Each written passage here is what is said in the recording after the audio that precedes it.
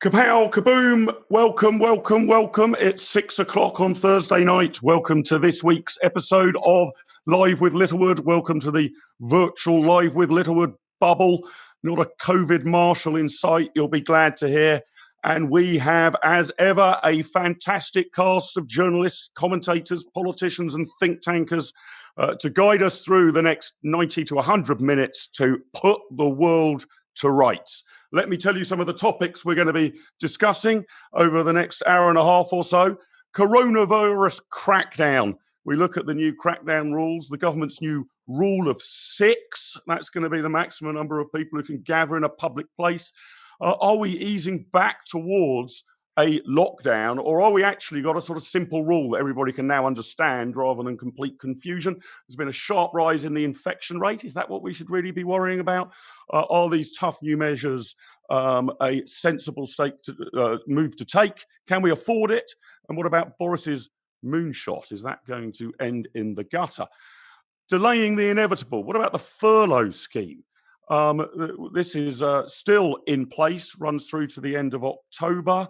There will be a bounty for each staff member on furlough that you still retain at the end of January next year.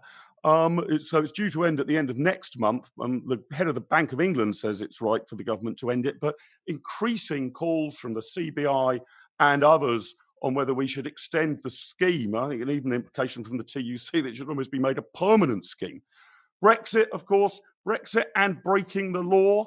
As the wrangling continues, we'll be discussing Brexit and the breaking news from just a few minutes ago that it looks like the European Union will be taking the UK government to court. Is the government right to press ahead with this, even if it is potentially a breach of international law?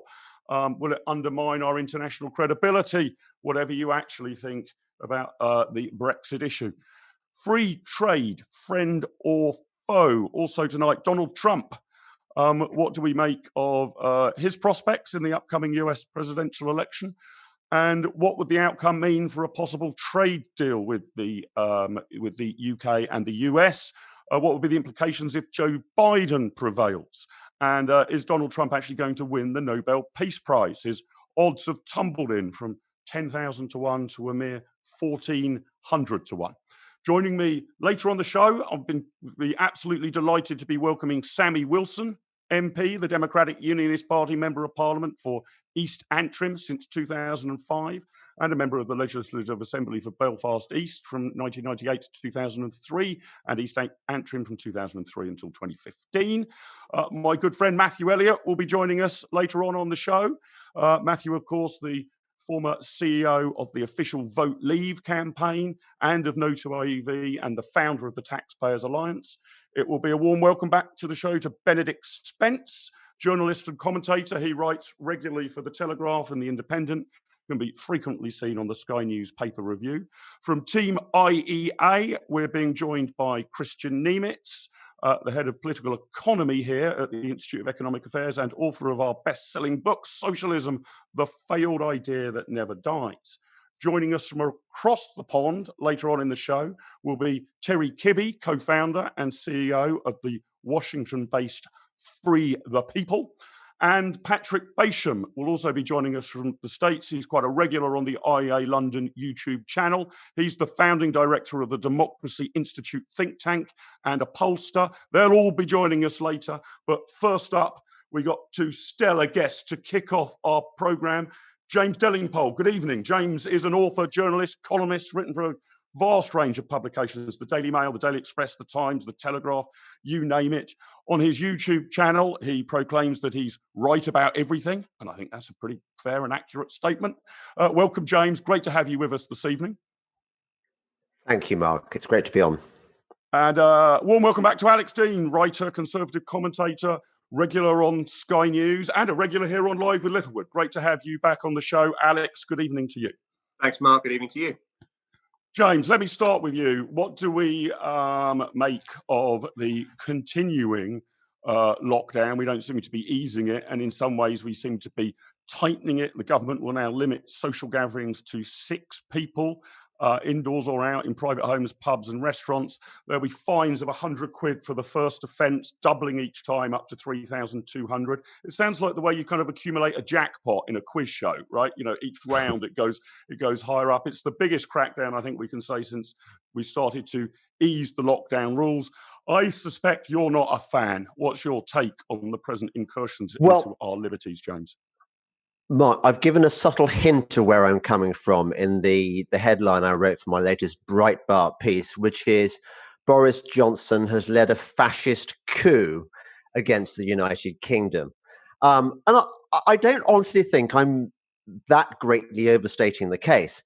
I think imagine if we'd gone back in time merely a year ago, or actually even 6 months ago, and somebody had said that any British government was going to institute a 10 p.m. to 5 a.m. curfew, that you were going to have some kind of health passport before you're allowed to leave your front door, I mean, all manner of restrictions on freedoms. And if you'd had this predicted, this weird dystopian fantasy, as you would have thought, you'd have said to yourself, well, the only way I can possibly believe such a thing would happen is that there would really have to be a serious threat that justified this nonsense. Like, I mean, on the disease front, for example, it would have to be like bubonic plague meets Ebola meets the Spanish flu of 1918. That would be reasonable and proportionate. But instead, what have we got? We've got this situation where, okay, the number of tested cases appear to be going up, although there are doubts about whether the testing method is hypersensitive. But we don't seem to have a corresponding spike in deaths, and it seems to me that's what we should be looking at if we think of this as a serious problem. And this was, after all, the rationale in the beginning for instituting the first lockdown. It was to squash the sombrero. I mean, oh, how we love Boris's turn of phrase. I mean, I wonder whether Boris's kind of bubbly personality has been partly responsible for allowing him to get away with measures which would otherwise be deemed completely unconscionable. But James, this is interesting. Before I bring Alex in there, I mean, it's fair to say, is it not, that the UK government is acting, I don't know, roughly in the middle of the international community? I mean, it's not as if the UK is doing this, but every other country in the world is observing pure civil liberties. I mean, you can argue whether we've been stricter in some areas and less strict in others. I know Sweden and sort of Belarus are the standout examples of those who haven't. So, I mean, you presumably don't think that Boris Johnson has sort of launched a fascist coup just over the United Kingdom. The fascists, in your mind, have taken over most of planet Earth, haven't they? Well, they have, and I like your attempt at playing devil's advocate there, but I think you know as well as I do that just because all the other lemmings are jumping over the cliff is no justification for leading your people over the cliff yourself. I mean, I look aghast at what is happening to the poor citizens of Melbourne, Australia, where they really have got a fascist running their state. I mean, I think even the lefties who voted him in are desperate to get rid of him. But there's nothing we can do about Australia. We're here. We're British. This is Australia should not be our problem.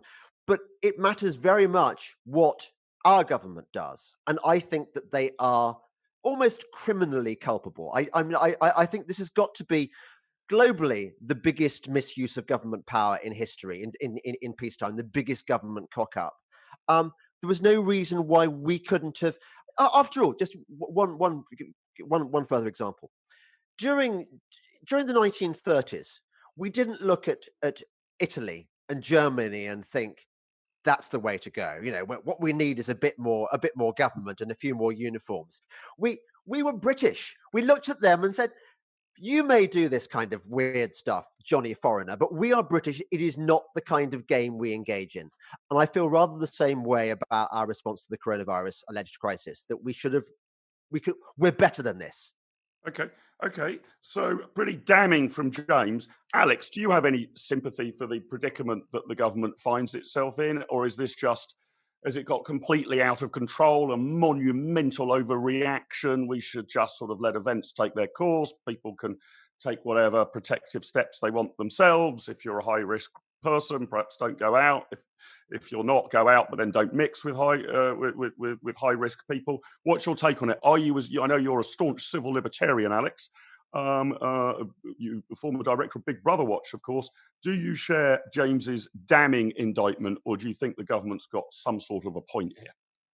Well, I think we all feel some sympathy with governments around the world facing this challenge, and that's my first kind of position, that these are very difficult things for government to deal with, and we all of us are, we're not the man in the arena, we are people standing to one side observing it. It's much easier to play armchair epidemiologist than to actually be the people making these decisions. So that's point one. But point two is that James is absolutely right. Just because others are doing something doesn't mean you have to as well. I have really admired the bravery of Sweden, whether they're right or wrong, sticking out with the course that they think has been the right one. And it does seem that we as a country, we can explain why it happened at each stage, but it does seem that having held out from lockdown for longer than others, because we basically believed in herd immunity. We now don't call it that, but that seemed to be in our strategy. Then followed by lockdown, later and harder. It does seem in some ways that we've run into more difficult waters than some other countries that executed different policies and did things differently. That said, I think it can be, as James rightly said, many things can be justified in theory, but I look at the yardsticks whereby the government is judging itself. The R rate in and of itself, with which we have become communally obsessed, cannot plausibly be the most important thing here. Surely the most important thing is challenges to healthcare system and how many people are having to go to hospital and, heaven forbid, dying. And all of the indicators on those points are going in the right direction. Fewer people are going to hospital and fewer people are dying. Yes, we are finding we've got more cases, but actually if you think about what that means, if people aren't suffering serious symptoms and aren't completely asymptomatic, is actually a good thing. If people have got coronavirus, it hasn't harmed them in any way, they've presumably acquired some kind of immunity from getting it later, or at least some kind of resistance, we shouldn't beat ourselves up about the fact that we've got more cases per se. After all, in the president's much traduced words in the United States, if you test more, you get more cases. Having more cases isn't justification in and of itself for any kind of retrenchment of individual freedom. But, maybe. Alex, what is the right metric that we should be looking at then, or is it by necessity going to be a sort of smorgasbord of metrics? I mean, the R rate, obviously, if the R rate is above 1 and stays above 1, eventually everybody gets it, right? So I can see that some rationale, if you're worried about how terrible this disease is, of trying to take measures that keep it below 1, and if it's edging up above 1, putting it back down. I mean, obviously, because we're seeing, I think the number now, the average rate of new infections is now 4 times higher than it was in mid-July. So, that will knock on to a death rate, we might think, further down the line. What numbers should we be looking at?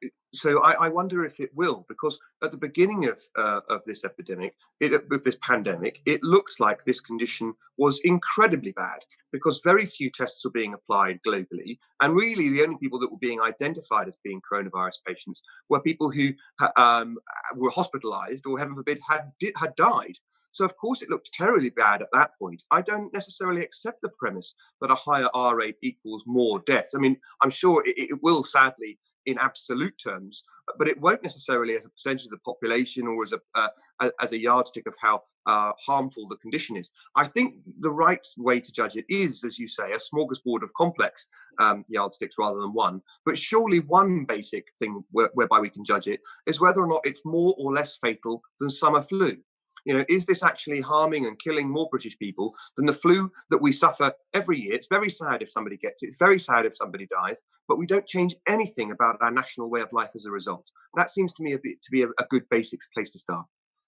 Okay, James, let me come back to you, because I do fear that we've had a heavy overreaction here, and for a long period of time. I also would think I would tolerate some very strict infringements on our freedoms for, I don't know, a day, a week, conceivably a month, but this seems to be dragging out forever. Lord Sumption has said that he thinks this is the worst attack on our civil liberties ever, even more so than in the time of the Second World War. What I'm interested in, James, though, what has genuinely surprised me is how passive the population seems to have been about this. I mean, there aren't sort of marches in the streets or people just defying the law for the sake of it. I don't know if we've lost James, actually. I think we've just lost his feed. Alex, what are your thoughts on that? The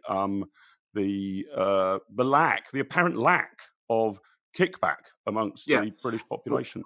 I accept both of the arguments you've made. The first one, that we might accept measures on our country, even extreme measures, if faced in extremis and for a short stated period of time. If we were told that there was a nuclear strike coming or an asteroid going to hit the Earth, then we might understand state powers to coerce people to move en masse. The people of Scotland to move to England, the people of England to move to Scotland, vice versa, whatever. If it was a finite period of time for a specific threat that we face, that would be one thing. But I think we are looking realistically at having coronavirus with us for the rest of our lives. And if that's right, Mark, then I must say that there has to be a point at which we accept a certain element of risk in our lives, and we accept the fact that we are going to have risk from coronavirus in the same way that we have risk from flu, the same way we have risk from crossing the street, the same way we have risk from having the motor car, one of the most serious propellers of death in our country, but nevertheless something that we want and many people cherish. So you've got to decide what you're going to do. And it seems to me that calls to extend lockdown, just like calls to extend furlough in perpetuity, go from being something that was warranted and proportionate and perhaps reasonable to something that it isn't warranted and isn't proportionate and isn't reasonable. And the biggest point to make about that is it is reasonable to change your mind. It is reasonable to say to people, I understand that you supported lockdown when it was first instituted, but do you support continuing it in perpetuity? It's reasonable to have supported furlough as something to carry on people in jobs that were economically productive and would come back. But do you now support it as a national way of life and as something that's a mask on unemployment? It's reasonable for people, observers, to change their minds, and people shouldn't be ashamed about saying, I used to think X and now I think Y. So do you think, Alex, that optimally now, we should just be moving to a position in which the government is issuing guidance? Welcome back, James. I'm glad we managed to link you back. Hello. Should this, Alex, now be, Alex, should this be guidance rather than rules? Is that the way a Deane administration would handle this? As I say, one seeks to be as reasonable and cognizant of the fact that we are not experts on these things, and we are pundits. It's very easy to shout the odds, but it seems to me that a sensible approach, given the prevalence of this condition amongst younger people to whom it seems to do little harm, is to allow the majority of the population to get on with their normal lives whilst recommending common sense and caution, and for those who are in more vulnerable groups, urging them to take much more stringent precautions, but not to impose national lockdowns or even localized lockdowns on everyone for extended periods of time. James, I was coming to you. I want to ask you the same question I put to Alex, which was, have you been disappointed, shocked, surprised about the apparent lack of resistance to this? I mean, actually, somebody just said in the chat there's been 35,000 at the protest in Trafalgar Square, next protest on 26th September. But actually, it seems that for better or for worse, I think you're going to say for worse, that the British population are a pretty passive bunch when it comes to tearing up their civil liberties. The spirit of the Blitz, that ship sailed long ago, didn't it? I think we are a husk of the great nation we were when we won the Second World War with a bit of American help and Russian help. It's really embarrassing. I think the one thing that has been successful about this government's response to the coronavirus, and it's a very kind of warped kind of success, is that their propaganda arm has been brilliantly successful in terrorizing even normally sensible people, including, let's face it, a lot of the people who voted Brexit. You noticed, I certainly have, how Farage is treading very carefully on this. He's not holding the government to account. He's criticizing them from the left, from the status. His statements on coronavirus are really the same as Keir Starmer's. We should have acted earlier. Blah blah blah. This is a serious crisis. We need more PPE. We need more testing, etc. It's because he's recognized that there's no political mileage in it. The people who are angry about this thing, angry about this fascist takeover, are a minority. I reckon it probably splits around 80-20, something like that. And occasionally I see people on Twitter saying the tide is turning, more people are protesting. When I go to my Waitrose or my Aldi without a mask, I mean, I'm the only person in Waitrose without a mask, and I used to be one of several in Aldi, but now I see a sign outside Aldi saying, masks are encouraged. And I'm thinking, actually, things are getting worse, not better. It seems to be kind of the Delingpole family, Peter Hitchens, Toby Young, a few other stalwarts. But we really are we few, we happy few against this mass outbreak of zombie-like acceptance of the status quo. Mark, I got the state of James's Aldi is down to his observation, and I can't gainsay it. But what I will gainsay is the notion that we are not a great country and that we're not a country with tremendous spirit. I don't accept that for a moment. We exercised one of the greatest demonstrations of national collective will and a belief in our sovereignty against everything we were being told internationally and by those who thought they were our betters when we voted to leave the European Union and assert our sovereignty. And I think that is the right way in which one judges the character and spirit of a country, not the way in which we might be temporarily kowtowed when we're told that something is incredibly dangerous, which it may or may not be. It's whether or not we have that confidence and will as a country to determine our own future. I wouldn't accept that kind of premise that's been advanced for a moment. Well, James, you want to come back on that? Do you think Alex has been too lily-livered here? Yeah, I do. I think he's practicing to be a Conservative MP. Is that your game plan, Alex? That's just kind of pabulum.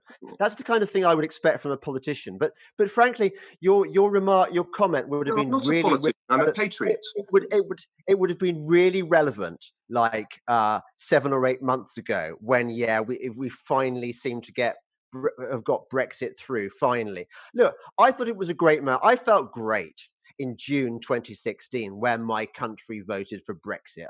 It was a great surprise. I didn't think it was going to happen because I didn't think that so many people would be courageous in the face of all that propaganda. But things have changed.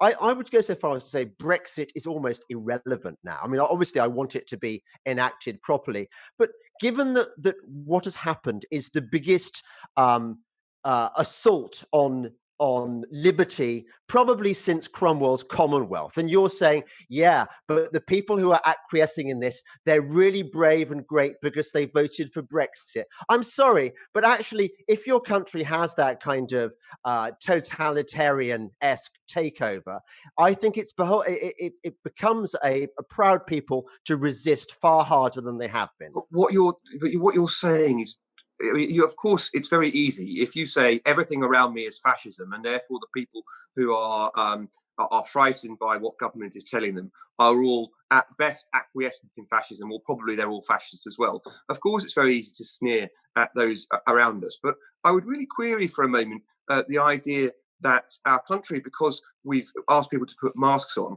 or even are appointing COVID marshals, a notion which does fill me with deep disquiet, doesn't mean that we're a totalitarian state, James. And you can, what kind of rhetoric are you going to, hang on, what kind of rhetoric are you going to use when the fascists really do come along? The idea, and you thought it was criticism of me to say, well, you must want to be a Tory politician. I'm a patriot and I believe in the future of our country, and I think we've got a great future ahead of us. And you know what? I don't think I'm going to be a politician, but if I did, so what? What kind of argument is that to undermine anything? Alex has a right to aspire to public office, doesn't he, James? I think he's going the right way about it. He's certainly making the right kind of coming up with the right nonsense that MPs are supposed to come up with.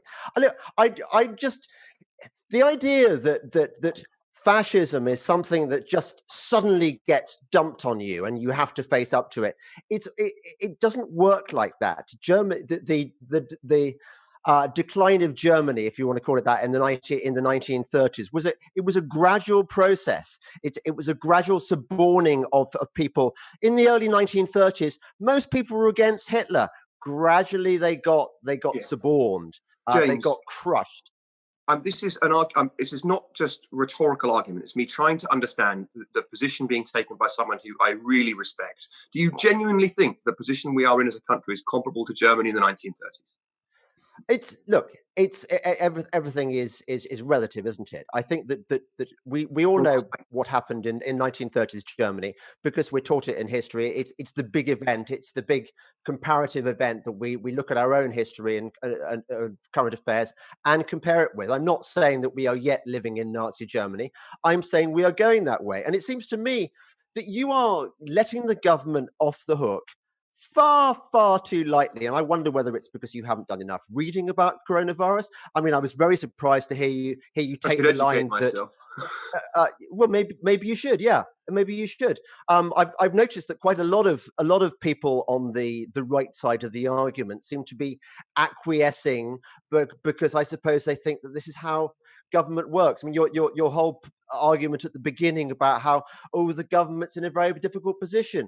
Well, I'm not sure that they are, actually. I agree that at the beginning of the coronavirus outbreak, when maybe in February, March, where much less was known about it, where we were reliant on the kind of skewed information we were getting from China and so on, it did seem to be like that possibly we were experiencing the new Spanish flu.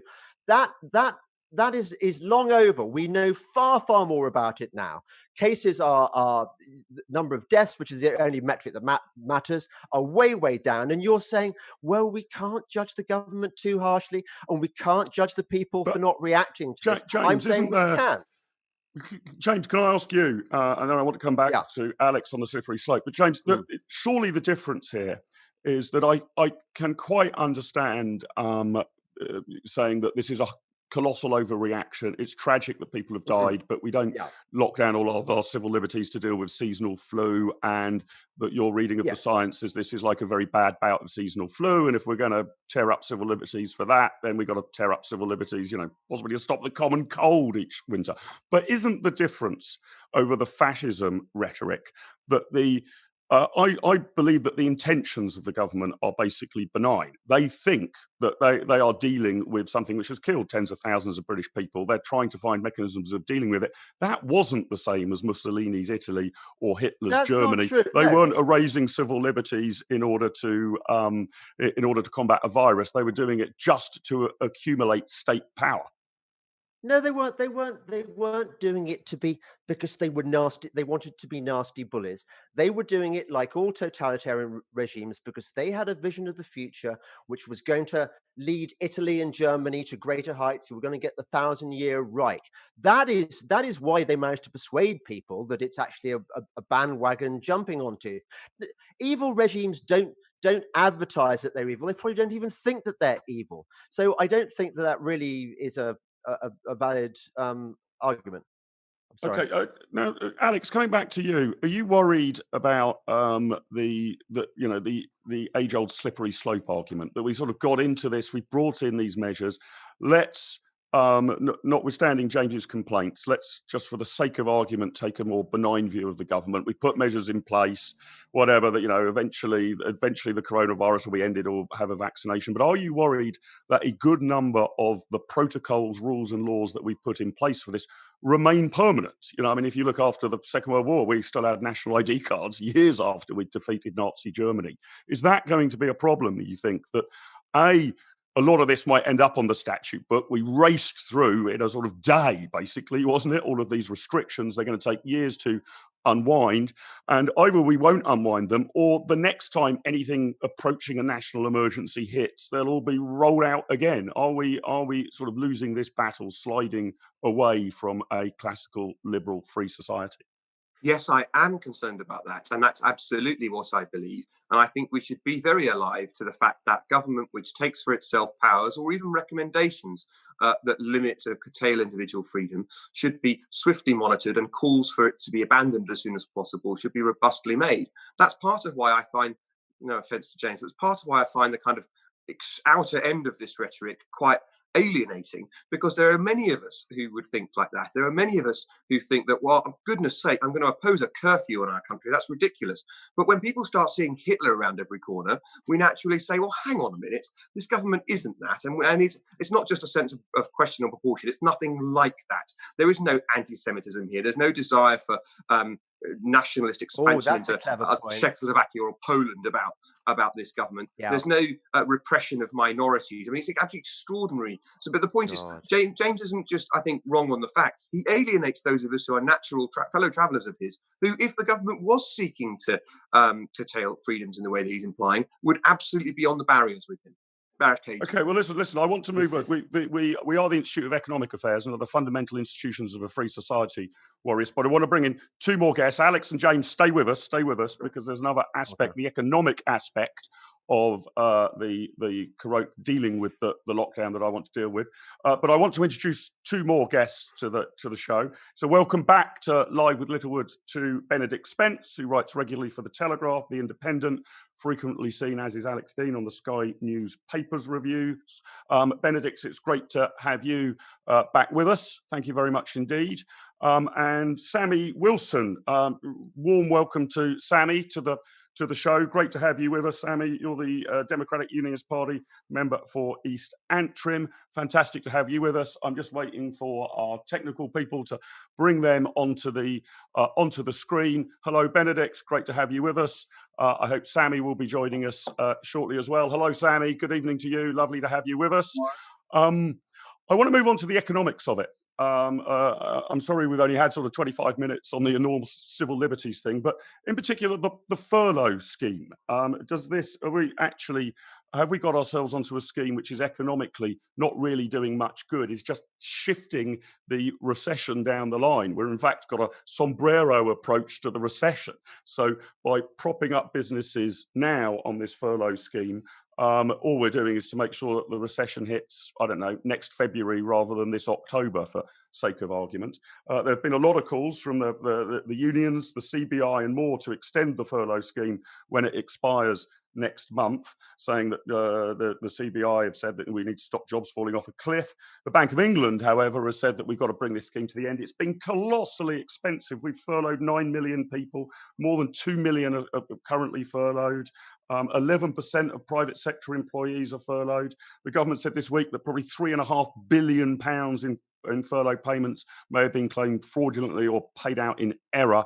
Sammy, what's your take on the furlough scheme? Is this really just delaying the inevitable, and we've got to bite the bullet? And of course, businesses will go bust, but as soon as we get on with it, we can reallocate labour, we can reallocate capital, and just trying to keep everybody in their current jobs seems like a colossal waste of government money, isn't it? Well, I mean, I think that first of all, the furlough scheme is justifiable only on one ground, and that is if government action directly stops people either being able to continue their business or prevents people from being able to get those to support their business, then the government does have some duty to compensate people who find themselves in business, who find themselves in that position. Now, and that's why I agree with some of the points that your previous speakers have been making, that as long as the government keeps on stumbling between we've got to have lockdowns, we've got to have local lockdowns, we've got to change the rules because and I don't believe they do this because they're evil, because they've even got any long-term intent to try and control us all. They do it because they're scared stiff.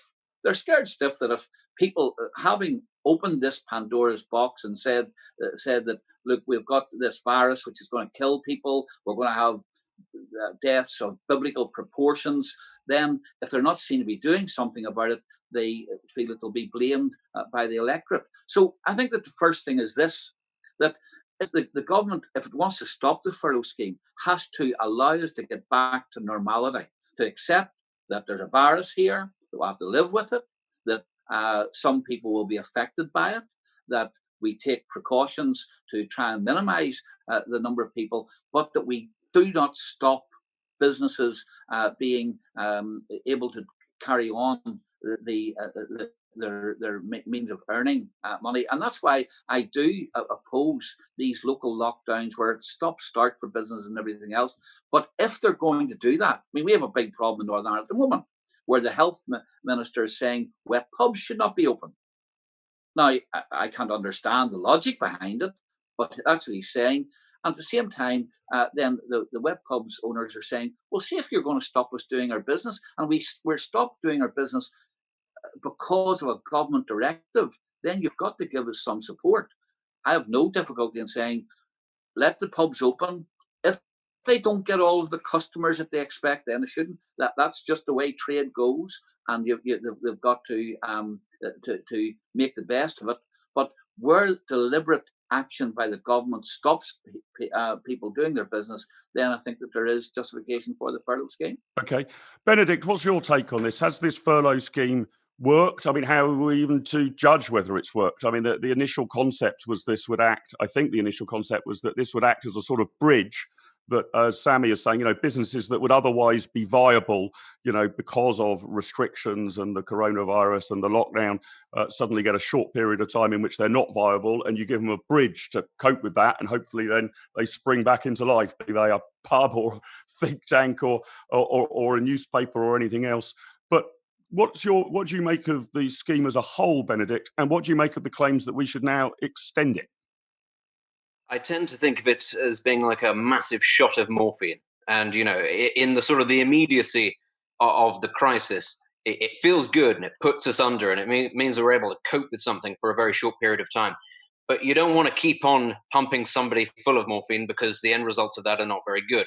The longer you do it, the longer they're out for, the harder it makes for there to actually be a recovery. We don't want to be a nation that is sort of manacled to state handouts as it is. This is something that we've actually been talking about for a very long time in this country, the nature of things like the benefit system. So the idea that we should have this thing for as long as possible is completely anathema to me. It cuts off the recovery, not letting people go back to their businesses. And as sad as it is to say, a lot of businesses will fail through no fault of their own. That's just the reality of the situation. But until you let those businesses fail, there can't be the recovery. There can't be things to come in and replace them. There can't be new opportunities. And, that's just the normal business cycle. And every couple of decades, every couple of centuries, there is, a massive economic shock caused by something like this, caused by a pandemic. And that's just how we have always dealt with this. Now, you can look at the furlough scheme, that phrase privilege, you can look at it as being a bit like a privilege, but actually it's a Faustian pact, because we'll be paying for it tenfold further down the line, and the longer we keep it, the bigger that's going to be. And it may not be my generation, it may still be going on for the generation after me. That's how large it could end up being every week that we continue to have it in place. So as far as I'm concerned, it was very good in the short term, just to keep things alive, keep people able to pay their rents, all that sort of thing, keep people going. But really, you don't want to live your life on life support, is the way that I'd look at it. Alex, what's your take on this? Do you think, Sammy? I'll bring you back in just a minute. Alex, do you think we've got the economics of this wrong? Again, let's take, notwithstanding your and James's debate earlier, let's assume that the lockdown applies. The government puts in place certain restrictions which stop otherwise healthy businesses from operating, and therefore there's a colossal injection of welfare morphine, as Benedict said. But are you worried now, again, I was asking you about civil liberties, that this is actually going to become difficult to unwind once you've got into a situation in which the government's picking up sort of 80% of your wage bill? How do you get out of it? Absolutely. It's very difficult to argue that government shouldn't have intervened in a very short-term period when it was locking us down and making it impossible for many people to do the jobs that they were being kept out of. So there's a rationale for a very specific and short defined period of activity. The Chancellor, though, was right when he said, and was pilloried for saying, we run the risk as a nation of being addicted to furlough, which is why Benedict's parallel with morphine is quite so stark. And the suggestion now being made that we should extend it to the end of next year, I mean, I think we're very likely to have it, this argument being made to the end of all time. And the argument will be made at the end of next year that we should renew it once again. There has to come a time when we come off furlough and accept the fact that there were going to be some jobs of people who were on furlough which were economically productive. They just needed to be sheltered for that short period of time. And there were some, sadly, who were on furlough as a mask on unemployment. And I say that with all due humility, knowing that I've never been luckier in my life to have a job than I have been in this period of time. And I know millions of people around the country will feel the same. Plenty of people have had it very difficult in this country. But furloughing is a sticking plaster over the problem, but it's one that's incredibly expensive. That's the wrong way round. If you've got a good cure that's relatively cheap, like a furloughing for a short period of time that keeps the economic jobs going, that's very good. But something that doesn't really work and goes on for ages, the idea of extending furloughing to the back end of 2021, that I think is a terrible idea and must be opposed on economic rational grounds, but also because we used to think, certainly I'm a conservative, we used to think that handing debt onto the shoulders of children yet to be born is immoral. There are going to be people joining the workplace now, much more difficult than it's been in my lifetime to join the workplace than a graduate in 2020. And when they pay their first tax and their first paycheck, there'll be a coronavirus payment to be made. And when they retire in the 2070s or the 2080s or the 2090s, they're going to be paying off our coronavirus debt now. And that's only if we don't extend it further. If we go on extending this for longer, it's going to cost even more. Sammy, you wanted to come back in. I mean, we are just dragging this out to no real effect. I mean, I can again understand if I was a compromiser that you have this injection for a few weeks to get over it, but it now seems to become a kind of permanent addiction, does it not? But if it's become permanent simply because there are businesses which were not economically viable anyway, and this is a way of helping them through to keep on surviving, then I think that the furloughing should be stopped.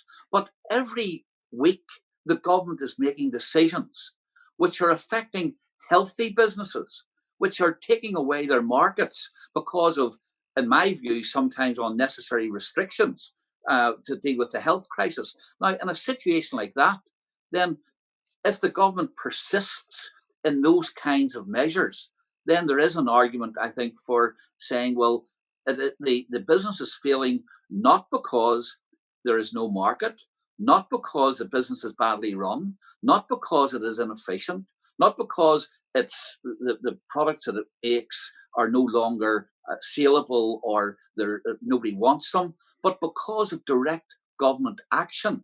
And I think that in those circumstances, and they're very limited, but in those circumstances, there is an argument for saying, well, those businesses ought not to be allowed to go to the wall because of something which they have no control over and because of a directive from government. James, is this a case of, government intervention ladled on government intervention? I mean, you're, Yes.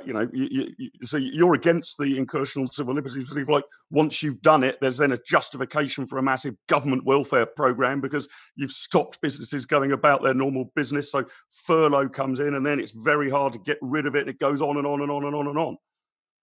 I couldn't have put it better myself, Mark. Yeah, the government created this problem by overreacting. Now it's overcompensating for its overreaction by shaking the magic money tree. I mean, I think for the last few months, Rishi Sunak he's been very, very popular. I think his ratings are as high as any cabinet member, and he's being talked about as the success when Boris, sooner rather than later, I hope, steps down. He's being considered pretty much a shoo-in to replace him if he unless he gets some competition from Gove. It's easy, isn't it, for a politician to win popularity by handing out free money or what's perceived to be free money. And I wonder also whether of all the European countries, I think the British population has proved about the most resistant to going back to work. And I wonder whether that's partly a function of the fact that they've been paid by the government, given free money to sit on their asses at home for all this time. So why should they? I mean, it's great, isn't it? Having a paid holiday, unexpected paid holiday. I think so. We're being undone by the government's supposedly beneficial, benign policy. Okay, and before Alex and James, I let you go, I do want to move the conversation on to Brexit, which is obviously hitting the headlines again. But Alex, you'll know this as a regular on the show, and you're usually pretty upbeat, even in the darkest of times. I do ask each of our guests to give me their optimism score for the UK. How optimistic are you about the United Kingdom over the next sort of 2 to 3 year period? Where do you think we'll be in 2022, 2023? 10 is we will be a booming, prosperous, liberal, free society. 1 is we'll be North Korea. Alex, you're usually a pretty upbeat kind of guy, but where is your optimism level this week? I remain a 10. all of the disputes and all of the conversation that people are having about whether we have a deal with the European Union or not, and quite how alarming it may be that Parliament, which is sovereign, may pass a law which would, heaven forbid, become a law, is a sideshow to the fact that whether we have a deal with the EU or not, we are still going to be a far more vibrant economic actor, able to control our own destiny, do deals with third parties, and we've got to focus on the big picture. The big picture is one in which Britain is going to flourish outside the EU with or without a deal. And of course, coronavirus has set back the global economy, but it's set back basically everybody. And whilst we have to think about the extent to which we allow it to harm our economy, and there is some self-harm if we go on furloughing for too long, I strongly believe in our country's future. I think we've got a great future ahead of us. I'm 10 out of 10, Mark. You're a reliable 10, Alex. Thank you so much. Thanks for being upbeat. Most of the people, I think, in the Twitter are considerably less pessimistic than me. I think somebody suggested -10 as their rating. James, I suspect you're not going to be a 10. What's your number? God. I want some of what Alex is smoking because it's pretty impressive stuff there. I'm going to give us a 3. I think we're the big short. I see no cause for optimism. I think that the Brexit negotiators are going to end up sending us down the river, and we're going to lose our fisheries. We're not going to get back our fisheries, rather. I think it's going to be a horrible fudge. And worse than that, though, is the fact that we've got massive tax. We've been softened up for these tax rises, which are going to come to pay for this ridiculous government spending policy.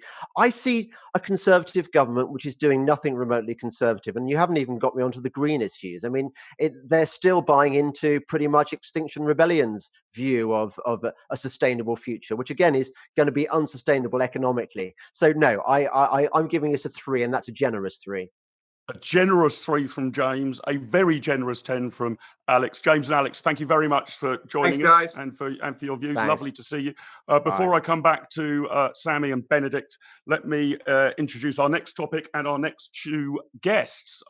Delighted to be joined for his first time on Live with Littlewood by my very good friend Matthew Elliott. He was, of course, the chief executive of the official Vote Leave campaign. He was also the chief executive of the NOtoAV campaign, so pretty impressive record on winning national votes and national referendums. Matthew, it's great to have you on the programme with us. Good evening, my friend. Lovely to see you, Matthew. Good evening.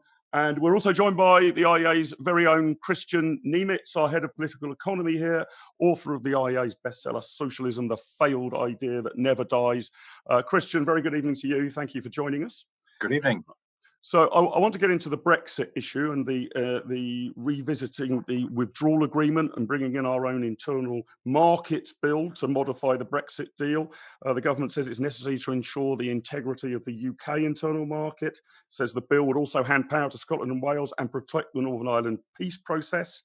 But Boris Johnson's come under fire from all quarters, really, or from a good number of sides. Nicola Sturgeon, I think Theresa May, the former Prime Minister, some Conservative MPs are saying that the steps he's taking are disastrous for our long-term credibility on the international stage. Sammy, I want to come to you first. I think in the House of Commons you gave this a sort of cautious welcome, but are you worried at all that, from what I can gather, the government's line was, well, yes, we might be breaking the law a bit in some places, but sort of needs must? I mean, that would be my summation of what the government said. What's your take on it, Sammy?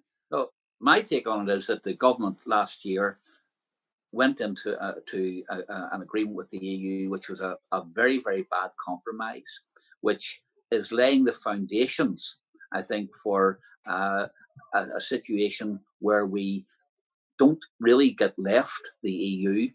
Northern Ireland will certainly not be left the EU, but the rest of the United Kingdom will still be subject to huge intrusion from the EU. I mean, the controversial issue at the minute is, of course, the state aid issue, and whether or not through the Northern Ireland Protocol, the EU will still be able to dictate to the British government its taxation policy, its industrial policy, its regional policy, any support which it gives to industry. And that's why they've now tried to remove that particular aspect of the agreement.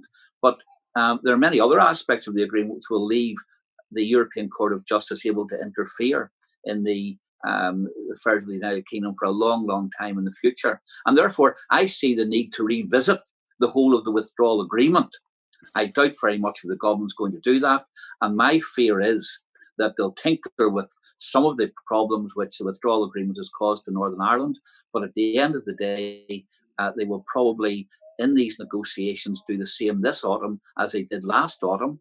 And that is that they will come to some grubby compromise, which leaves us with a lot of interference by the EU and doesn't enable us to have the freedoms to make our own laws, to set our own regulations, to fully have our own trade deals with other parts of the world. Having gone through the experience of last autumn, where I'm absolutely sure Boris Johnson knew all of the defects of the withdrawal agreement, needed to get it through to get an election, and I suspect he'll do the same this autumn as well. Matthew, you're the man who bears the triumph or the responsibility for having played such a big role in winning the Brexit referendum and getting us out. Where do you make of where we're at the moment? Are you with Sammy that is this sort of posturing and we'll end up seeing some sort of backsliding? Where do you think we end up to? Or, I mean, I saw just before we started this show, the EU's now saying that they're likely to sue the British government if the government goes ahead with the internal markets bill. Are we hurtling towards not just a no-deal Brexit, but seeing each other on, in various courtrooms? This hardly seems to be the backdrop against which we're going to easily get through an oven-ready trade deal, does it? I think at the moment we have to see it as being the skirmishes in the final sort of part of the negotiations, and there will be a deal. I'm still pretty confident there'll be a deal. But that said, when I talk to people involved in government, I think they're really waking up to some of the problems with the withdrawal agreement that Sammy rightly highlighted just before. And I actually think that some people in government are starting to think, well, actually, if it was all about taking back control, which is, of course, the slogan of the Vote Leave campaign, surely we need to take back control. And if we want to be able to have our own state aid policy, whatever policy we want, we need to be able to do that and not be bound in perpetuity by a defective deal. So I actually hear more people sort of flirting with the idea that actually perhaps a no trade deal Brexit is the best way forward. And that way, taking back control, having full control over policy, and being a truly independent country again. But Matthew, what do you think on that? I mean, I appreciate there were a whole plethora of different reasons and ideologies and different parts of the political spectrum that voted for Brexit for different reasons. But from your and my perspective, a kind of free market liberal perspective, isn't this getting a bit worrying that we don't want to deal because we want the British government to have the power to, I don't know, prop up failing industries or to or to spend money to distort the market? I can see the take back control and to have these powers, but are you not worried, put aside the Brexit question, just from a free market versus state interventionist question, that this departure from the EU is actually simply going to put more power, more spending power, more legislative power in the hands of the British state, rather than the EU actually preventing the British state subsidising whatever, the steel industry or the airline industry or some such like? So 2 points on that. Of course, central to the whole take back control message was the point about sovereignty, and we had to fully realise that when we had sovereignty brought back to the UK, you could have a Labour government in, which we have many Labour supporters of Vote Leave, who would have a very different agenda to what a Conservative government would have. But I must say, I am very worried about the particular battle we've picked. Not because I don't think we should have the EU dictating our state aid rules. I don't want us to just copy and paste the state aid rules from the EU. But I do believe that we do need state aid rules in the UK. And I get very worried when I start hearing about the government thinking about picking winners, trying to pick tech winners, trying to think about how they can create $1 trillion tech company in the UK by throwing money at the situation. I don't believe that's the best way forward for the UK. Kristian, at the time of the referendum, you Kristian, warned, if you like, libertarian-leaning Brexiteers that escaping the dead hand of the EU bureaucracy might not be all it's cracked up to be. Are you worried now, actually, that we're getting a sort of a potentially statist Brexit, that these powers might revert to a nationally sovereign UK, but will be used in a more interventionist, high-spending, subsidising fashion? Yes, I think that's exactly what's happening. I think it's completely crazy to pick a fight now at this stage of the negotiation and over state aid rules of all things. The EU state aid rules make sense. We should keep them anyway, not because Brussels wants us to, but because they are pretty good and they've worked the whole time. Matthew says he doesn't want to just copy and paste them. Well, I do. I want to copy and paste them. Why reinvent the wheel? We have a set of state aid rules that have worked for decades and they've constrained governments in a good way. Why not stick to that? In fact, if anything, I would have gold-plated it. I certainly would not jeopardize a deal over this. But there is a broader issue here, which is that, as you said, there is different people have supported Brexit for different reasons. I think it was naive to believe that this was a free market project, to believe that Brexit is a pro-freedom project. I think it's now becoming clear it's a populist, statist project, which just accidentally has some libertarians who also supported it. I was mildly supportive of it at the time, but I've long given up on Brexit. I think it was the wrong thing to do. Benedict, before I bring Sammy back in, what's your take here? I mean, do you think that all of the powers that we take back and we have control of, which is a national sovereignty argument, but are we actually going to see, if you like, a more socialist, more interventionist, a more high-spending, more regulatory UK government because we've left the EU? And Kristian's given us one area where you might actually, as a classical liberal, want some of these regulations gold-plated here to stop the subsidisation of failing businesses. Benedict? Well, absolutely. It's interesting. Before the referendum happened, I did a debate actually with a campaigner who was then a little-known individual called Femi.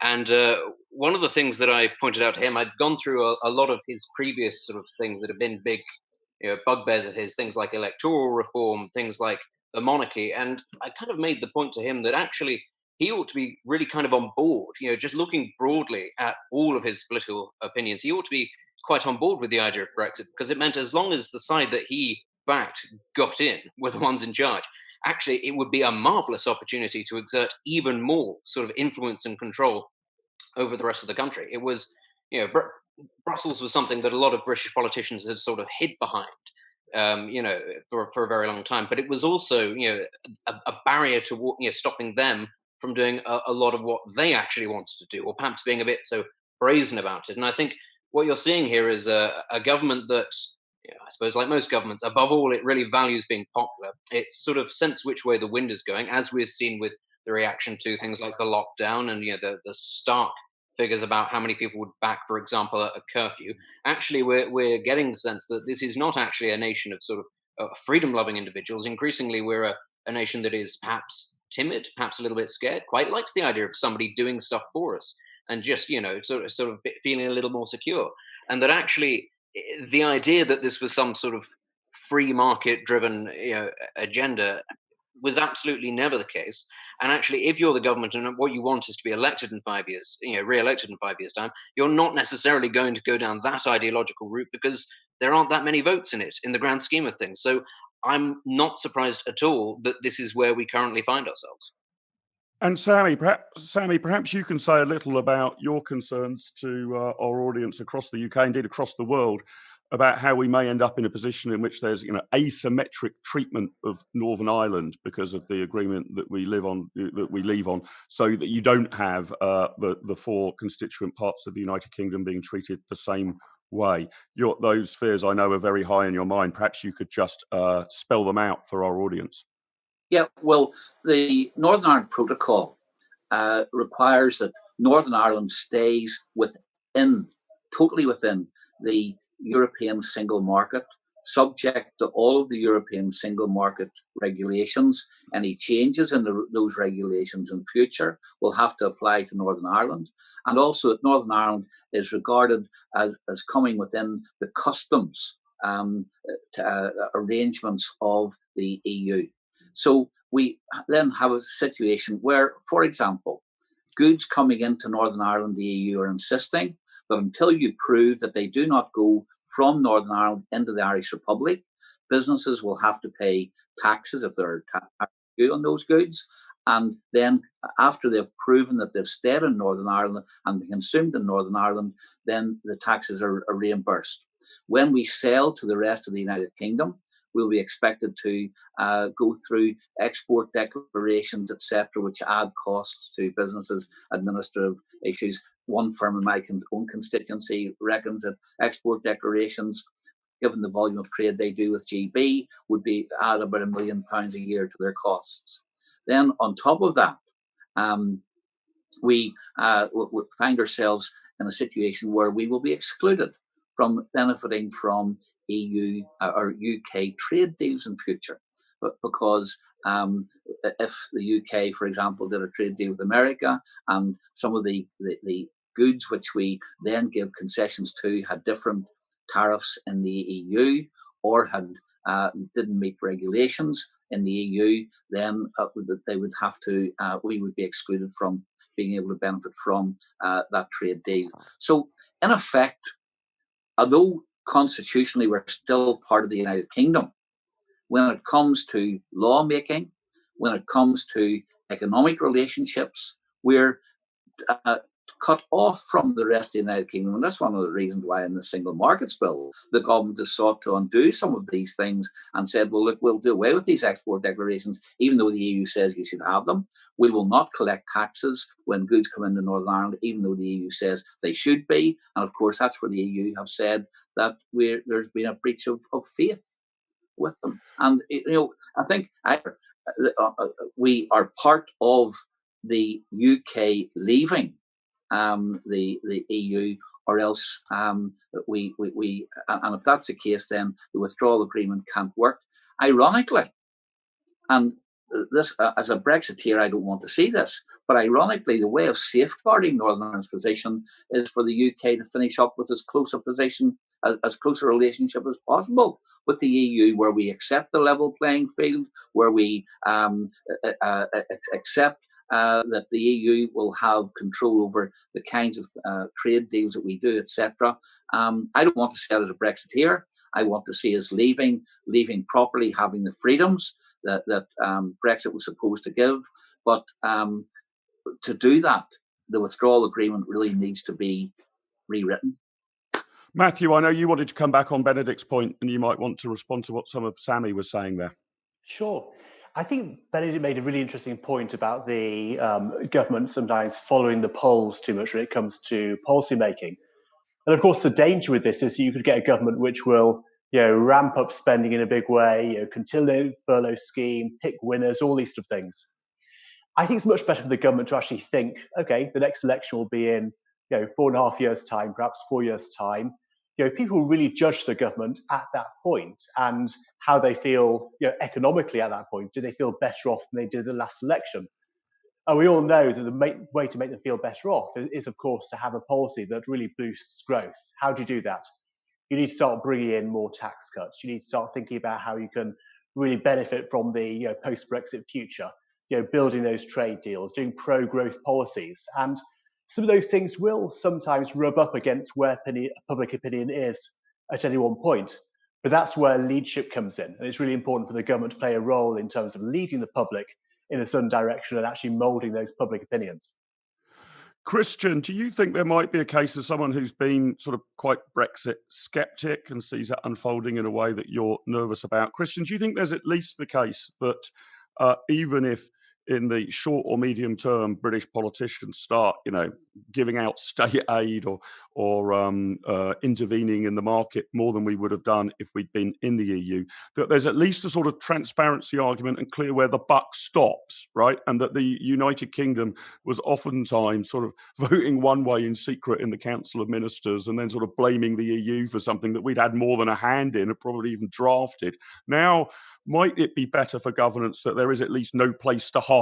That the regulations that we have, the economic policies that we conduct. Well, the buck stops with the British Prime Minister, and if you don't like it and it goes wrong, there'll be no pointing across the English Channel at Brussels to blame them, possibly unfairly, for the state of affairs that are prevailing in the United Kingdom. Is that a benefit towards getting a better system of governance? Do you think, Kristian? That is a possibility. The trouble with that is that it's a very hypothetical possibility. I could imagine a scenario like that playing out, but then it might not. Whereas the costs of leaving the single market are very real. And that is the trouble here. We get very hypothetical benefits and very, very real costs. That is the issue here. It's I mean, yeah, it's true that British governments have often gold-plated EU regulations and then later complained about them. But the trouble is, it's not really the case that when things go badly, when you have an economic downturn, politicians, even in the EU, weren't really able to get out of this just by saying, oh no, that's got nothing to do with us, that's Brussels. Because then the counter argument would be, okay, then why isn't the whole of Europe experiencing this problem? So I don't think it's ever been such a great strategy to hide, and that's why I don't believe that it's going to do a lot for even on the narrow democratic accountability argument, because most of the time the things the EU does are in areas like very technical regulations and trade. These are things that aren't subject to a high level of public scrutiny anyway. It's not that you have, well, we have, but most people don't have pub conversations about regulation of financial markets. So therefore, those are all areas which, in whichever way you do it, will be quite technocratic. That's why I'm a bit skeptical even about this democracy and accountability argument. Sammy, let me come back to you for your closing thoughts. And of course, I'll also want, Sammy, your optimism rating. I ask all of our guests to give an optimism rating between 1 and 10 on how they think the United Kingdom will be faring in 2 to 3 years' time. 10 is we've just about perfected utopia. 1 is that we've ended up like something like North Korea.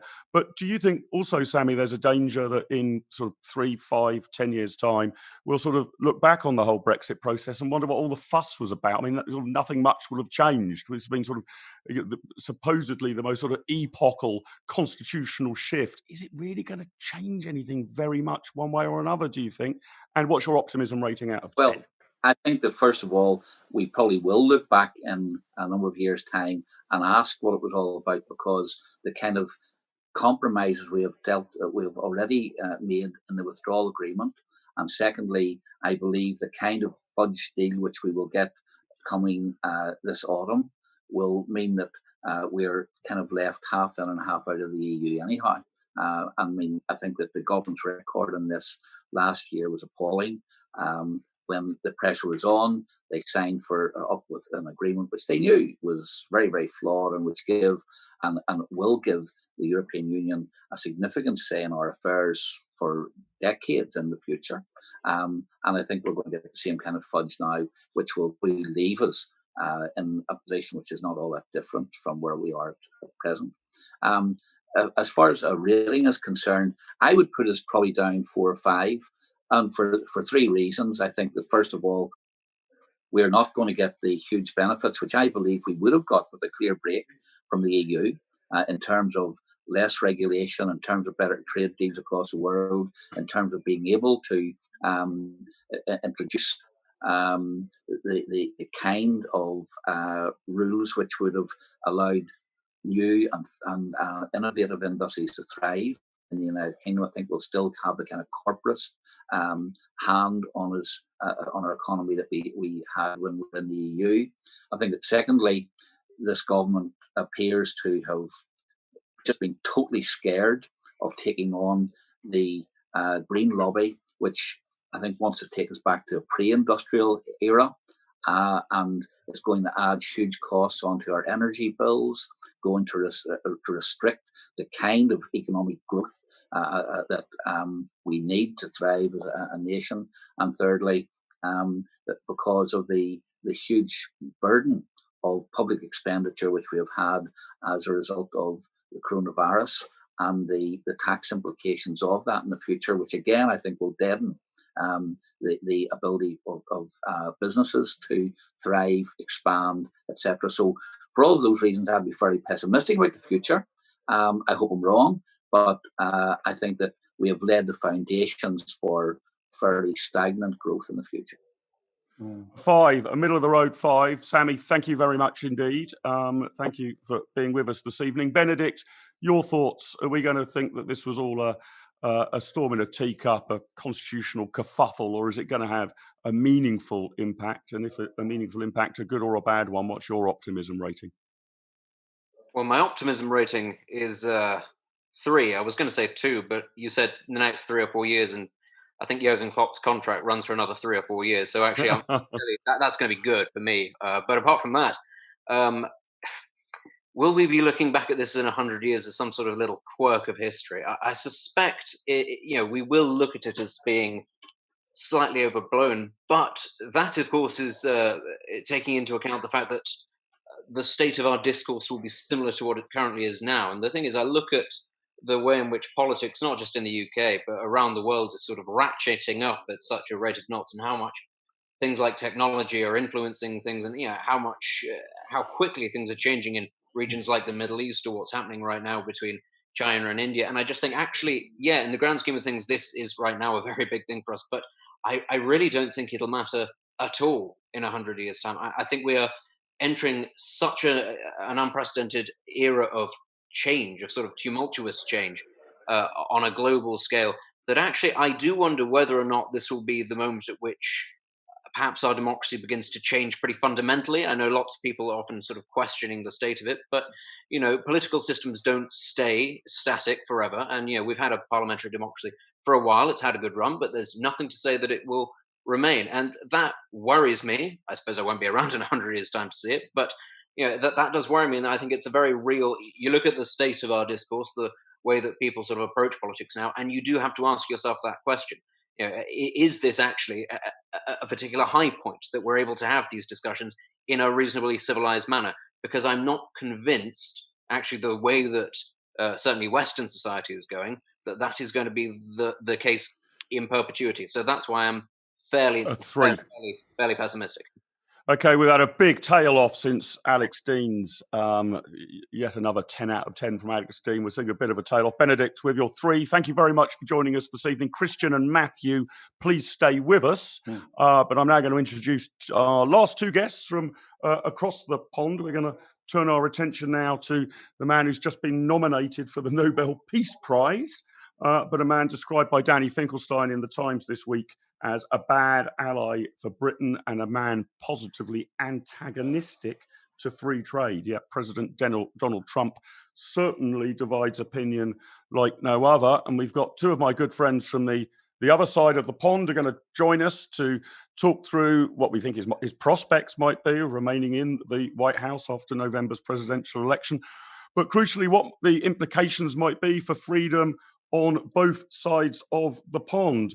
So we're joined by Terry Kibbe, who is the co-founder and CEO of the Washington-based Free the People, which uses pop culture and video storytelling to, quote, turn on the liberty curious. So it's great to have Terry here to turn us all on. How are you, Terry? Very good evening to you.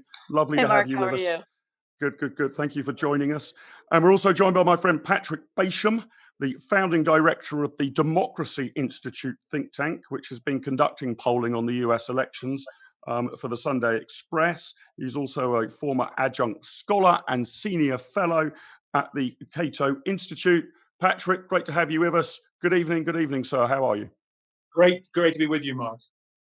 So, Patrick, you're a kind of pundit and make the calls, and the IEA is interested in public policy really rather than the electoral processes. But obviously, who wins has a major impact on the outlook for free markets, not just in the United States, but here in the United Kingdom, particularly the case when there are efforts. I don't know how serious these efforts really are, but there's at least talks of getting a UK-US trade deal on the books.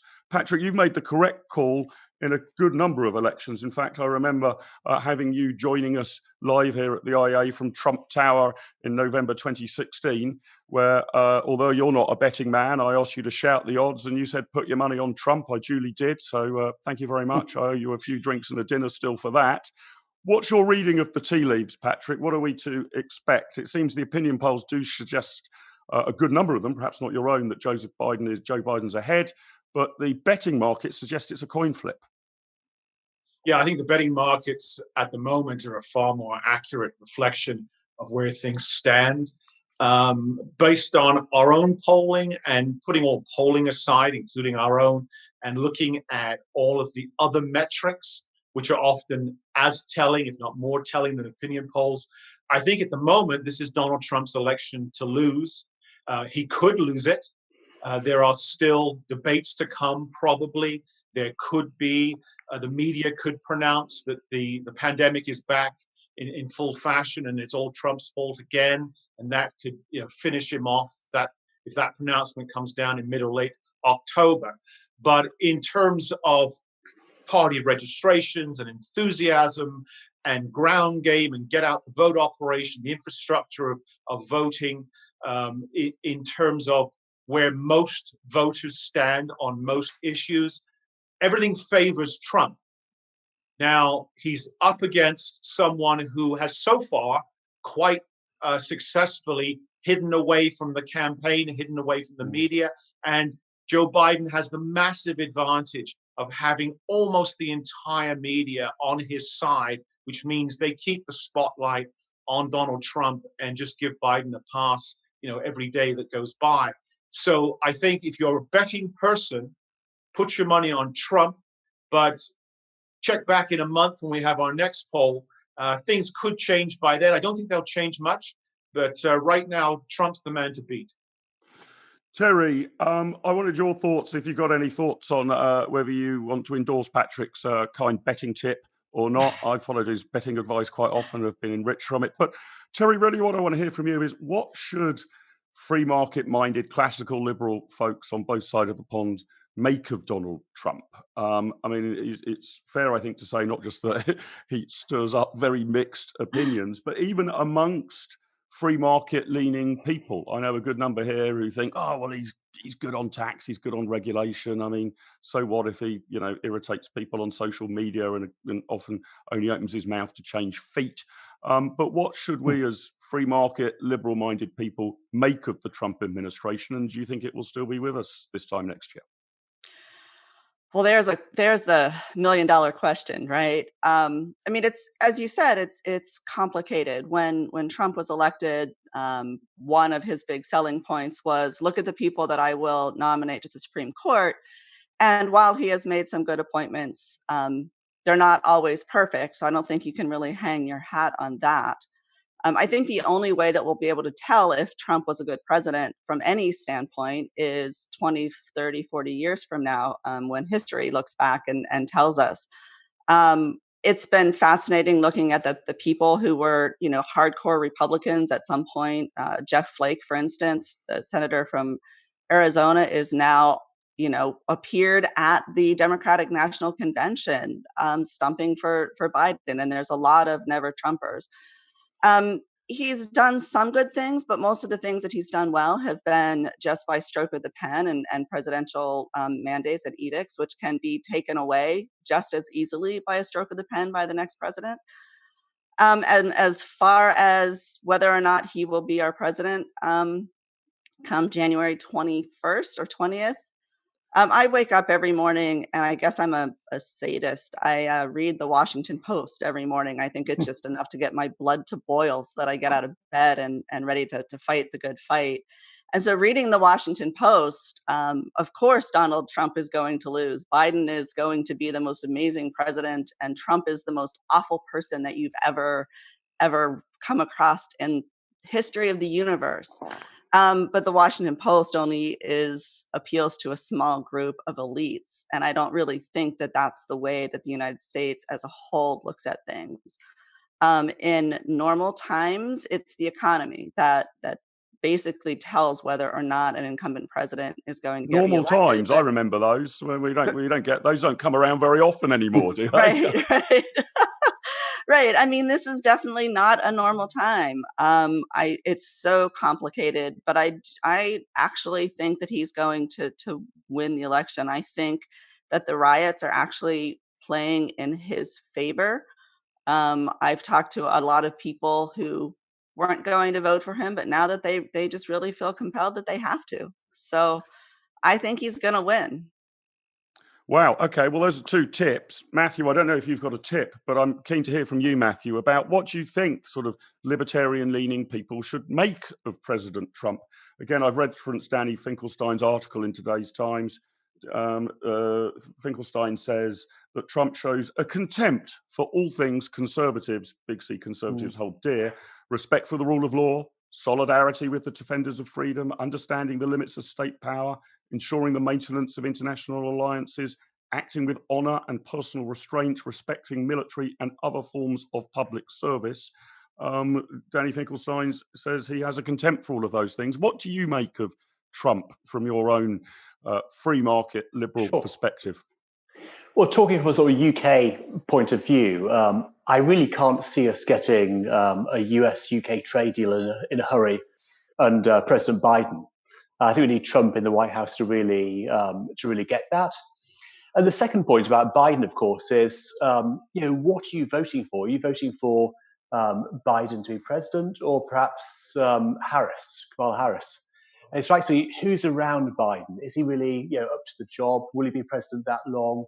And I'm very worried about some of the advisors and supporters he has around him, who I think would really take America in the wrong direction.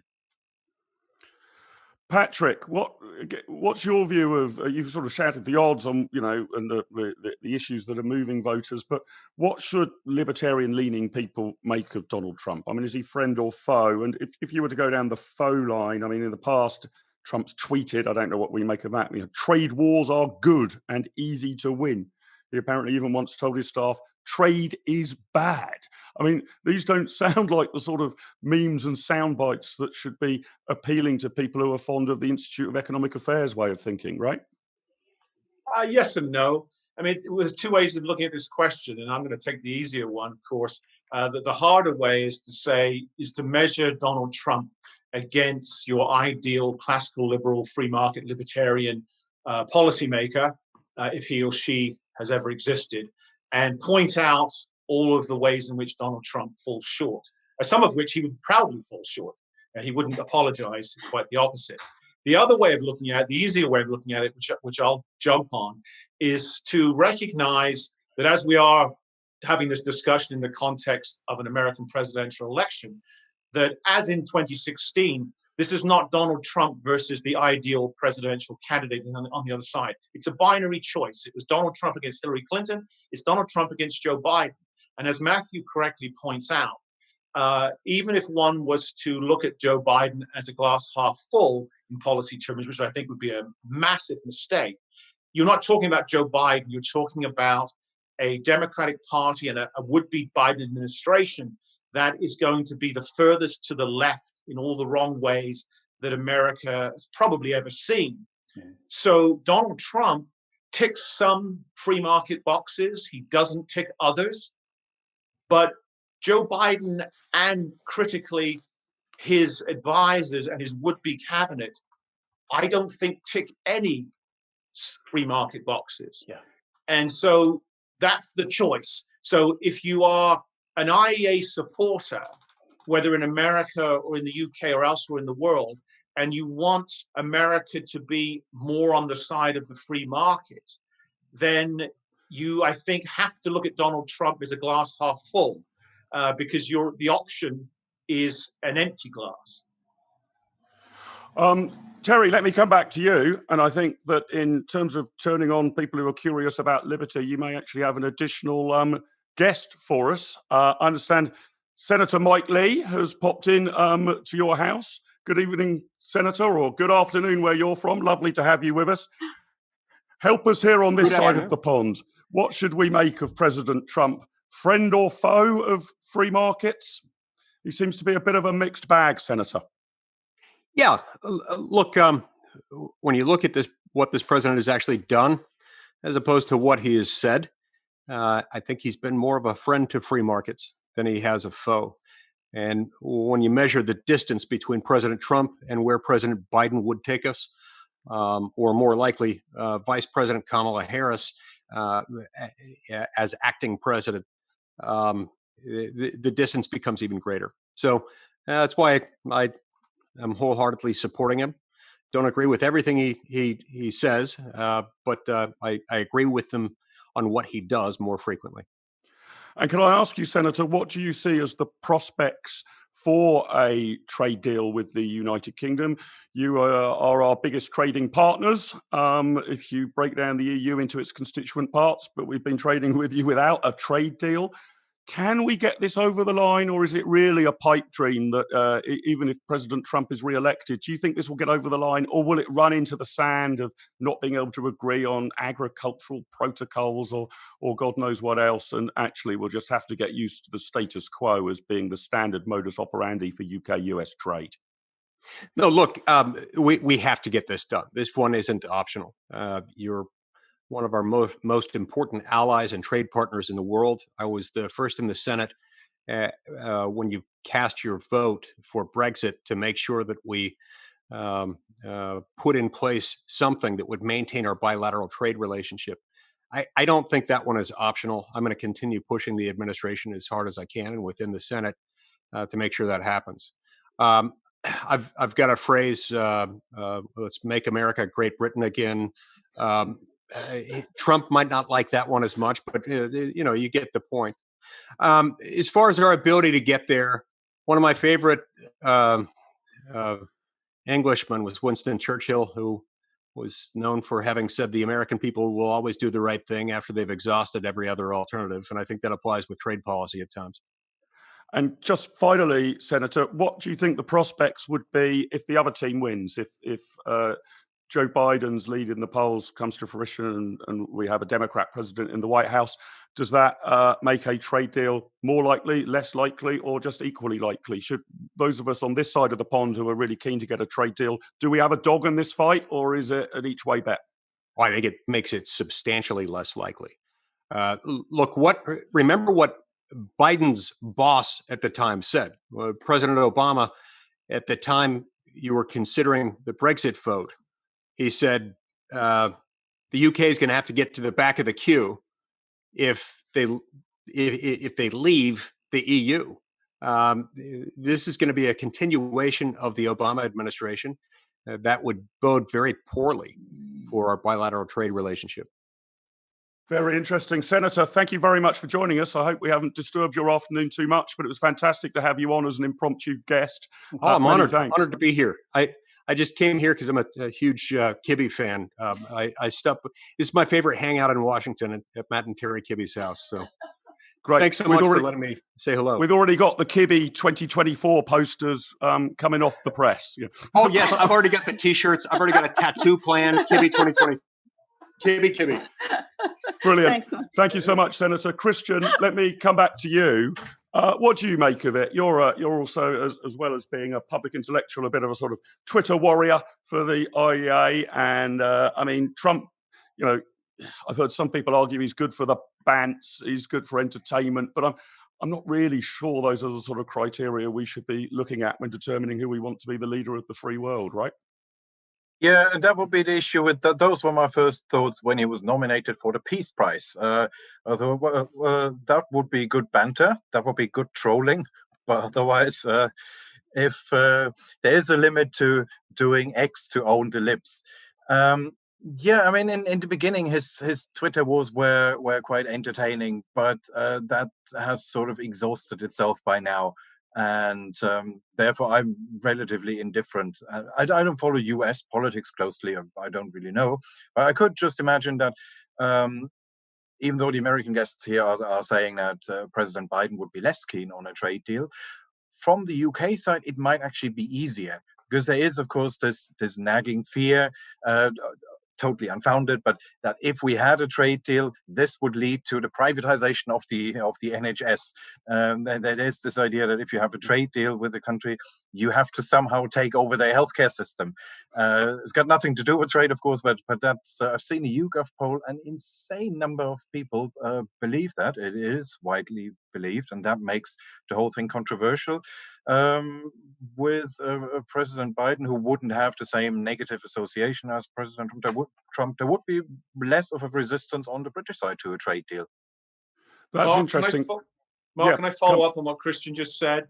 Yeah, please do, Patrick. I do think that if you could get Joe Biden's attention as president on a trade deal, perversely, the UK might get a better deal.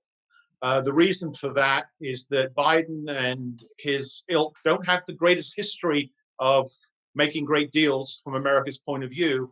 And Trump, just one example, against all conventional wisdom, he successfully renegotiated NAFTA and drove a very hard bargain with both the Mexicans and the Canadians and got America a much better deal. He will only sign a UK-US trade deal if it's a good deal for America. That is just the way he operates, which means it won't probably be as good a deal for the UK as Joe Biden would give you, because Joe Biden probably wouldn't be too focused on the details, to put it mildly. But hang on, I mean, the whole argument for this, isn't it, Patrick, is that a trade deal would be a win-win. It's not a kind of that the Americans gain X and we lose X and we gain Y and therefore they lose Y. As a free trader, I would argue that such a deal would almost certainly inherently be a win-win. What I'm saying is that under Donald Trump, there would be more win on the US side and proportionally a little less win on the British side. And that wouldn't necessarily be the case if Joe Biden was across the table from Boris Johnson and his trade ministers.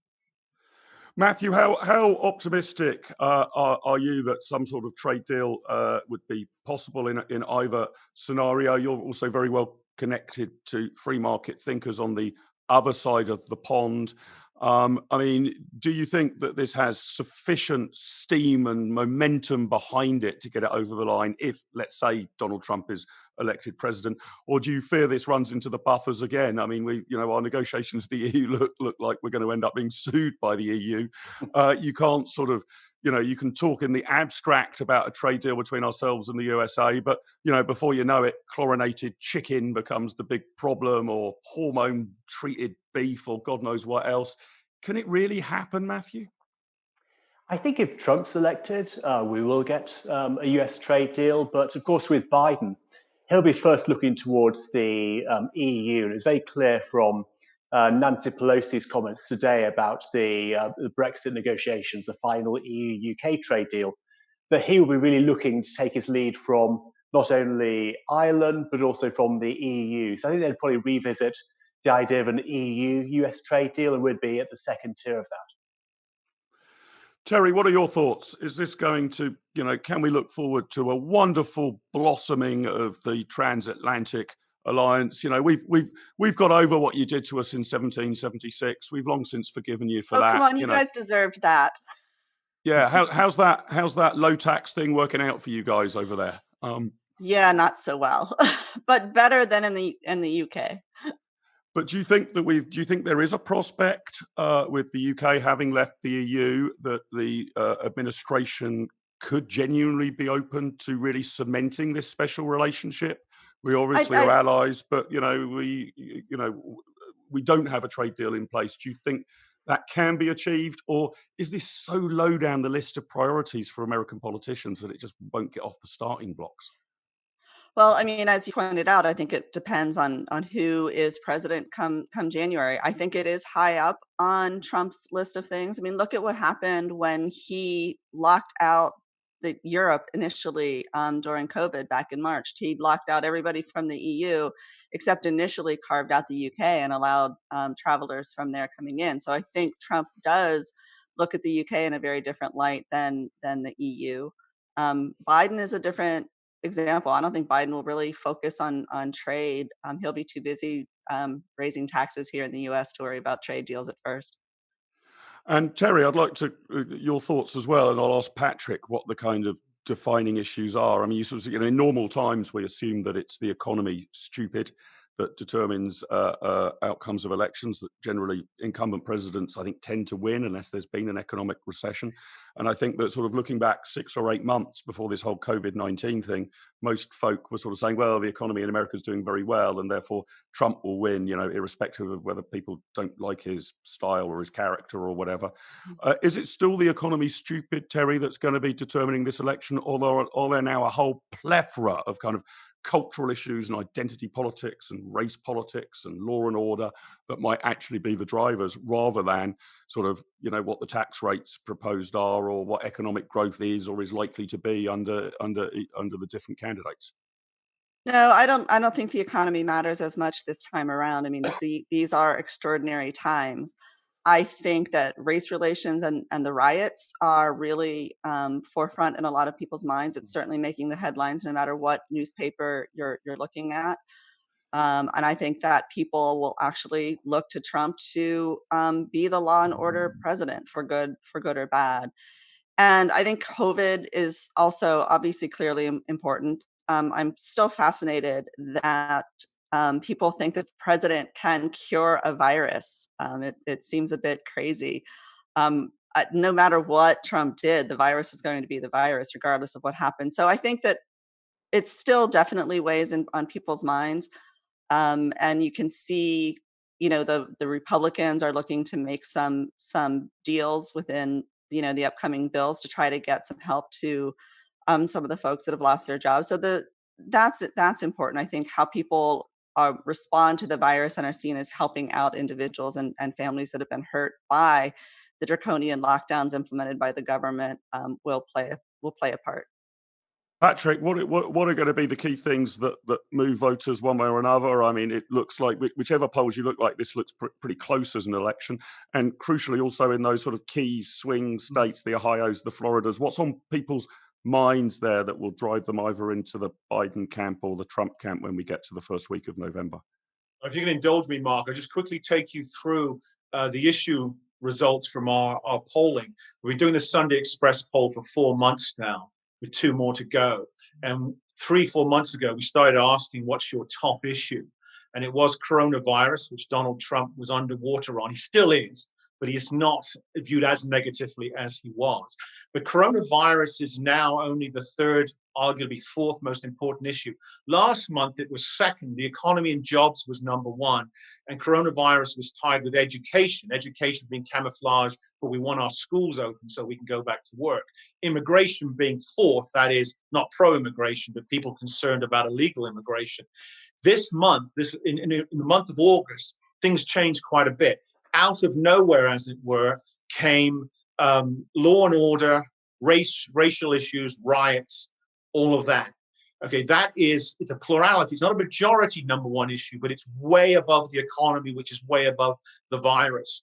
Donald Trump is overwhelmingly supported on law and order. He planted his flag very quickly, very definitively, and he continues to, his message continues to be to the governors and mayors, ask for the troops, I'll bring in the troops, we end this in an hour.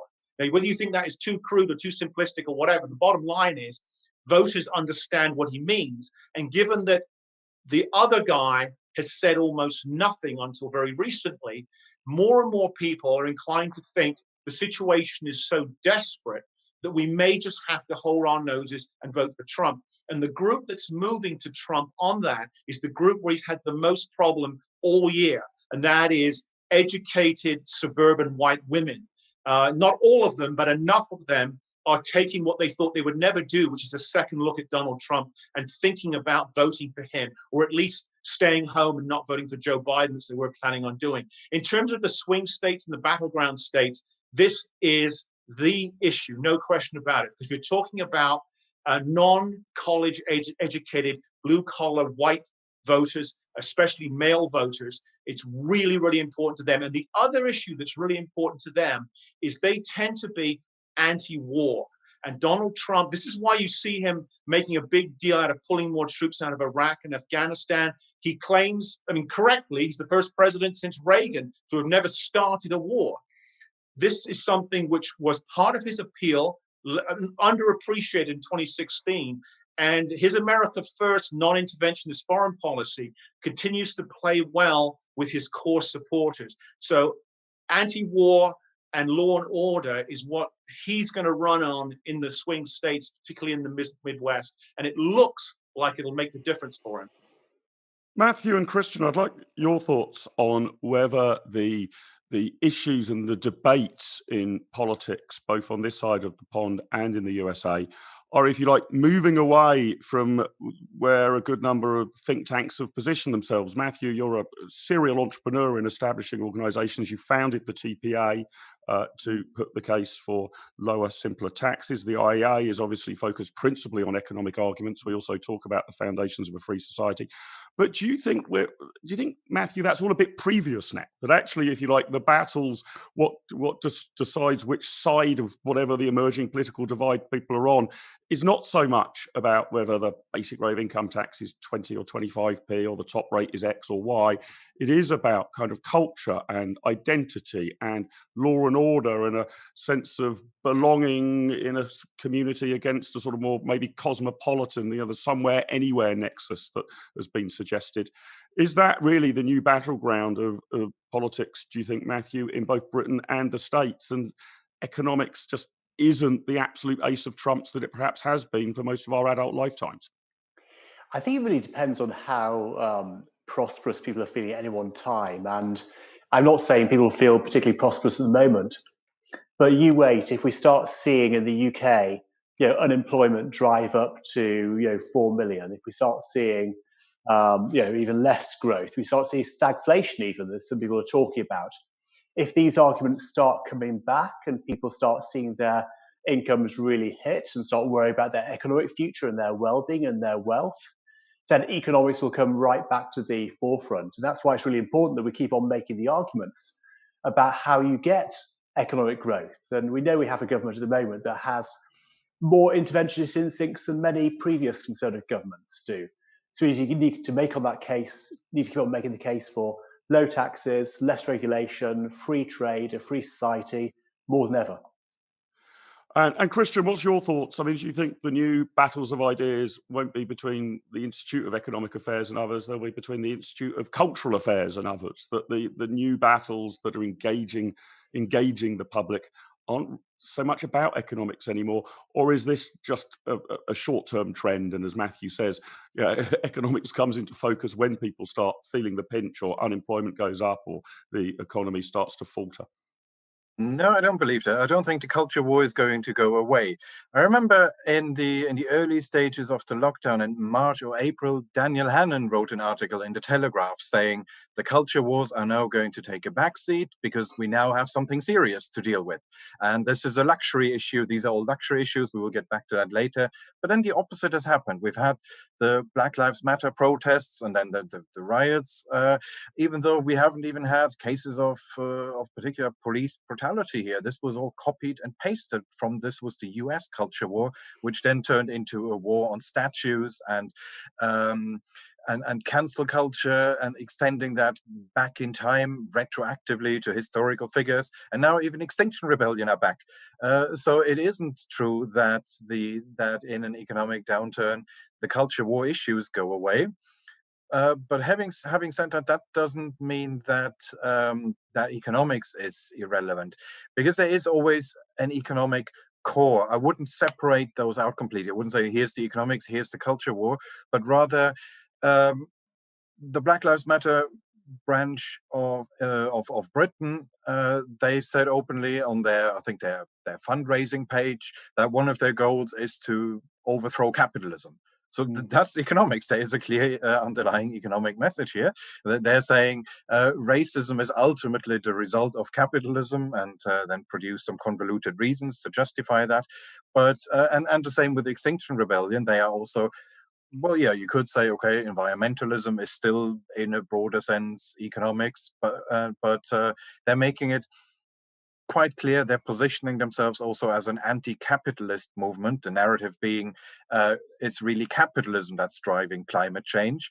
And in that sense, it does overlap with core missions of think tanks like this one, and more broadly, people making economic arguments. It's not that they care about whether the standard, the basic rate of income tax is 20% or 25%. They don't care about the details of economic policy, but the broad big picture questions, that is something which is part of the culture war. And Kristian, what's your optimism rating next 2 or 3 years for the United Kingdom? 10 being that we discover utopia, 1 being that we end up like North Korea. Probably a 4. And I've said before that I don't believe that Brexit is going to make us more liberal, even though that's a hypothetical possibility, but that's just not where the demographics are.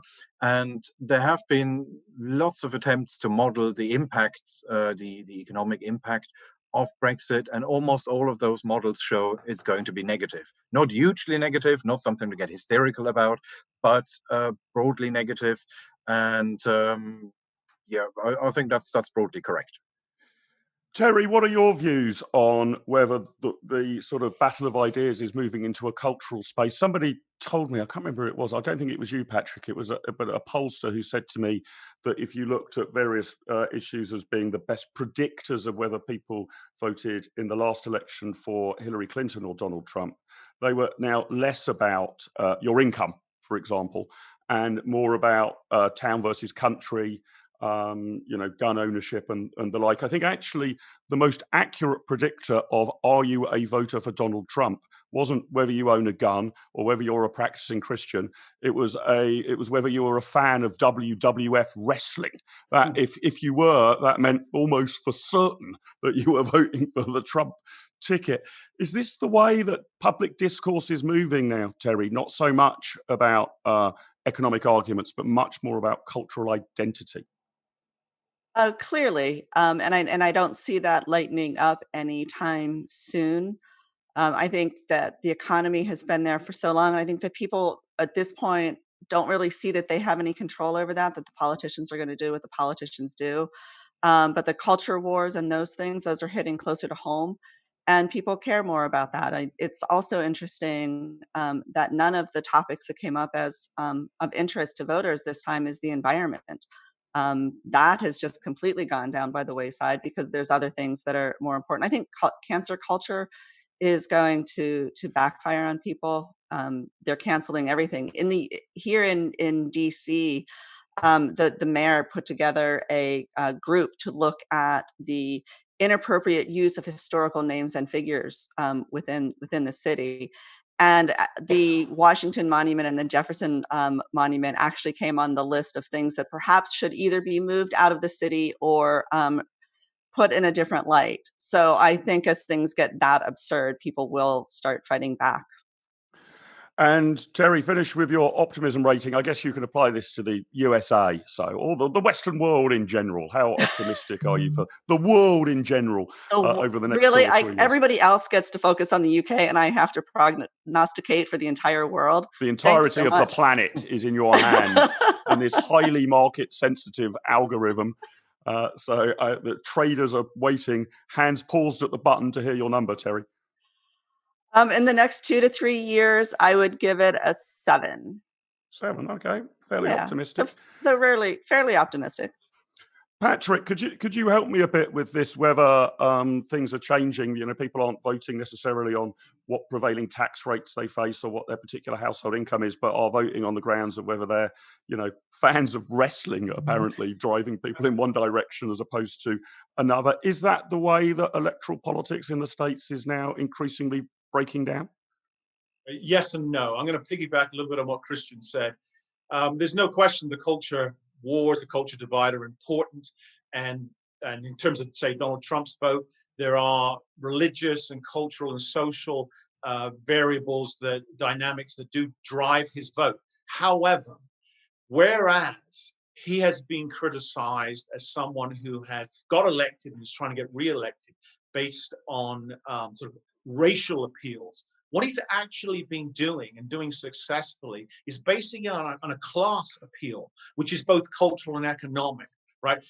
So his tariff policy, his economic policy in general, the reason it's seen as populist, rightly or wrongly, correctly or incorrectly, and the reason it's done so well electorally in the Rust Belt amongst those blue-collar swing voters is because of the economic appeal that it has to them, right?